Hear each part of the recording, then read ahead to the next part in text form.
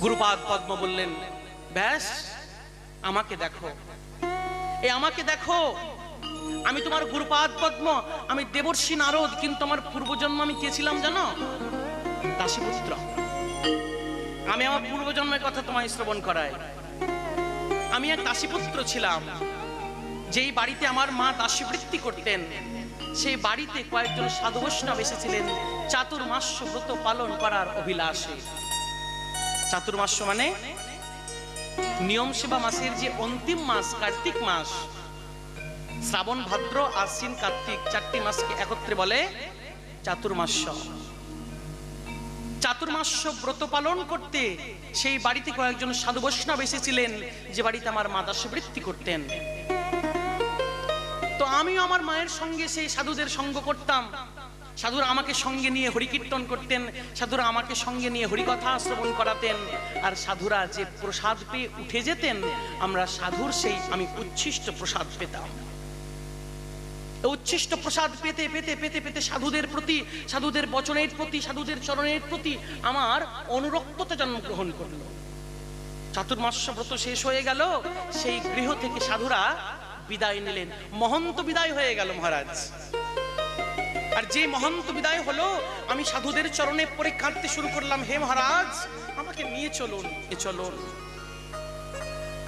সেই যে সাধুদের অচ্ছিষ্ট প্রসাদ পেয়েছি, ভক্তপদ রজ আর ভক্তপদ জল, ভক্তভুক্ত অবশেষ, এই তিন সাধনের মহাবল।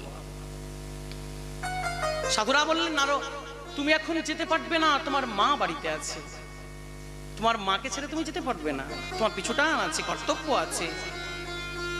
সাধুরা চলে গেলেন, আমি দুঃখে আছি, কষ্টে আছি। কিছুদিন পর তার মার প্রাপ্তি হয়ে গেল, আর একটি অসত্য বৃক্ষের মূলভাগে বসে হরিচিন্তন করতে লাগলেন।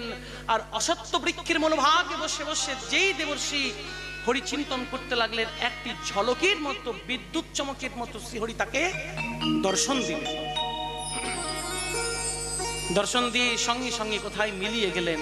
হরি মন মজায় লুকালে কোথায়, হরি মন মজায় লুকালে কোথায়, কোথায় চলে গেল। হঠাৎ করে আকাশের নভবাণী হয়ে গেল, হে দেবর্ষি তুমি এই দেহে আমাকে দর্শন করতে পারবে না, কিছুদিন পরে জগতে প্রলয় হবে, নতুন মন্বন্তরে নতুন সৃষ্টি হবে, আর তুমি ব্রহ্মার মানস পুত্র হয়ে জন্মগ্রহণ করবে। এই দেখো, যে আমি তোমাকে চতুশ্লোকী ভাগবতী জ্ঞান দিলাম, আমি ব্রহ্মার মানস পুত্র হয়ে জন্মগ্রহণ করেছি।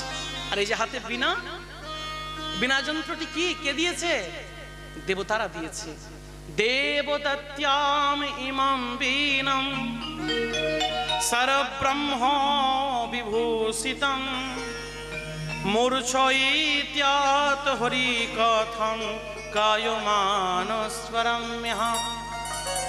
দেবদত্তা ইমাম বীণাম সরব্রহ্ম বিভূষিতম মূর্ছয়িত্যাত হরি কথম কায়মানস্বরম্যহা।